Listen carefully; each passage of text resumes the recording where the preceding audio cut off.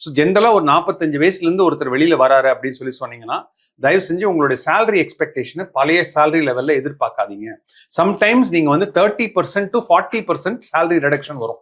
So என்கிட்ட வந்து இப்போ எனக்கு 2 லட்ச ரூபா எனக்கு சம்பளம் அப்படின்னா, I should be prepare to take the next salary to 1,20,000 or 1,10,000. அந்த அளவுக்கு நான் சேலரி கட் எடுக்கிறதுக்காக இருந்ததுன்னா எனக்கு மார்க்கெட்டில் எடுத்துக்கிறதுக்கான வாய்ப்புகள் இருக்கு. இது point number 1.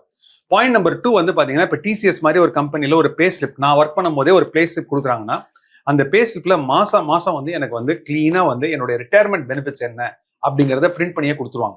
For example, provident ஃபண்டில் என்ன பேலன்ஸ் இருக்கு அப்படிங்கிறது ஓரளவுக்கு தெரியும். அதே மாதிரி உங்களுக்கு கிராச்சுவிட்டினால எவ்வளோ பணம் வரும் அப்படிங்கிறது உங்களுக்கு தெரியும்.